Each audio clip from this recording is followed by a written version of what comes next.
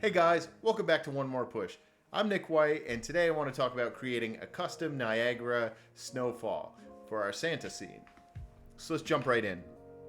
First thing I'm going to do is create an IMG folders for my snowflake. So you can use your own snowflake, or you can download the one that I've created in GIMP for free at onemorepush.wordpress.com/downloads. So go ahead and grab your snowflake and drag it into your images folder. And there's our snowflake. And now I want to make a new folder called systems, just to stay organized. And then in here, we're going to make a new Niagara system. And we can go ahead and create an empty system. Let's call it Snowfall.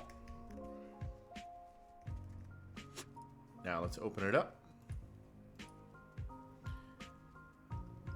Okay, so there's not a lot going on just yet. First thing, let's add an emitter. And you can click templates here and see.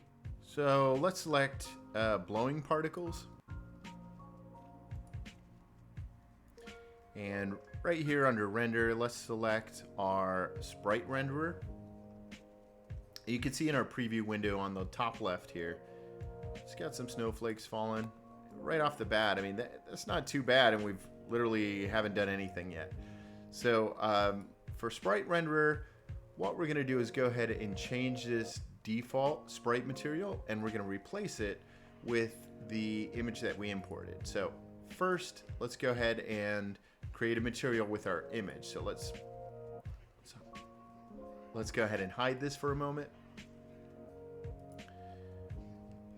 And then we select our snowflake and create material.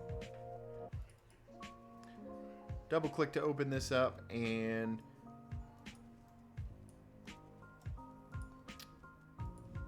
you can see our snowflake image here. And what we want to do is take our alpha channel and put it into our opacity mask. First, select our primary node, and let's change this blend type to masked. And there it is. Just like that, we have a snowflake with a transparent background, which is exactly what we want. And I think what I would like to do is just add some shine to it. So let's create a vector of 0 and add this into the roughness channel. Perfect. And I know it's hard to see here, but maybe we'll get some glint from the sun, which is great. So let's apply this.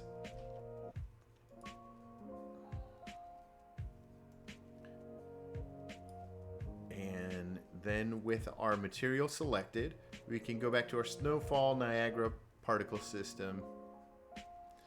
And on this arrow right here, you can see we're going to use the selected asset from the content browser. So you click this and our snowflake automatically populates. Oh, you can see right off the bat there's an issue here regarding collision. So let's fix the issue.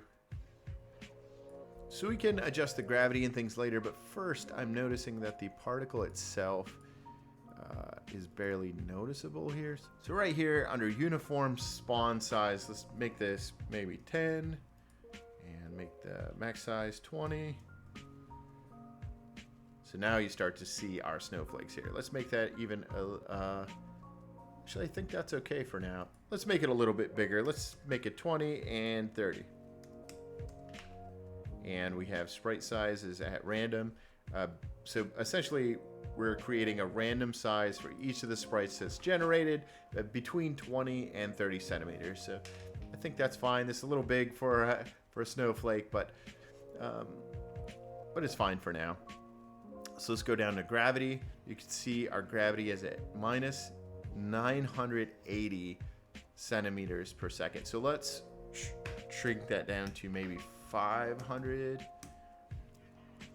I'm recording. Please close the door. Oh no, talk to me. Yeah. Love you. You're fine. Okay, so now let's adjust the wind force.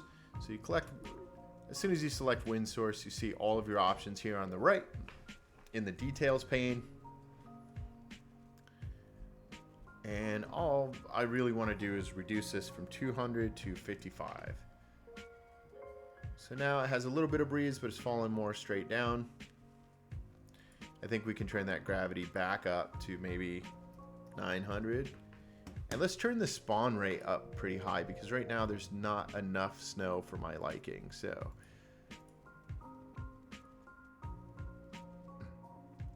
I'm going to turn down the scale on the turbulence.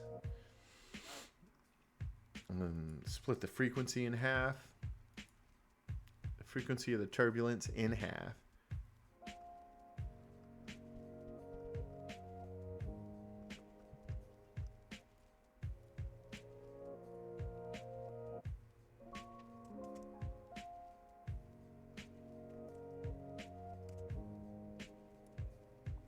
So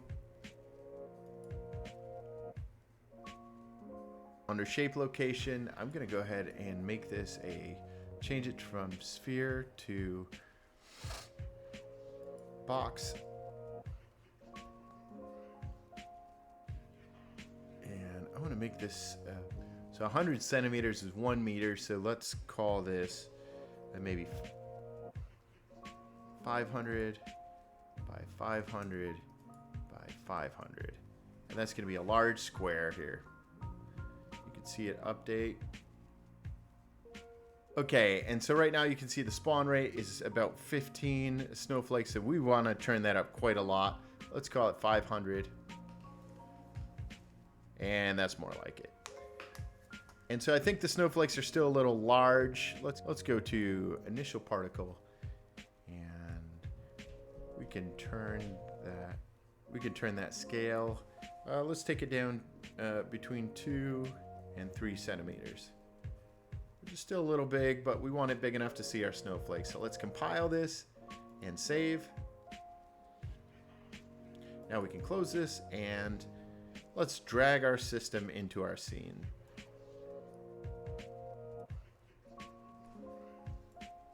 There they are. And there you go. If there's anything you want to change, all you have to do is select your node, kind of go through these attributes one by one. You can see the details are up in your pane here, and you can customize this however you want. Say you want these to rotate more or less. You want the particles to be smaller. You want more snowflakes. You want it to be coming from a different direction. You want the emitter that is coming from to be larger or smaller. You can make all these adjustments here. So I just wanted to scratch the surface on how awesome the Niagara particle system is within Unreal Engine. And anybody just starting out, I encourage you to continue to learn, because this stuff is easy to use, it's very fun, and it looks awesome. We got Santa in the middle of a snowstorm with a custom snowflake that we made in GIMP, all within a few minutes. So thanks again for tuning in. I'm Nick White for One More Push. I hope you learned something. Like, follow, and subscribe, and check back often, because there's a lot more to talk about.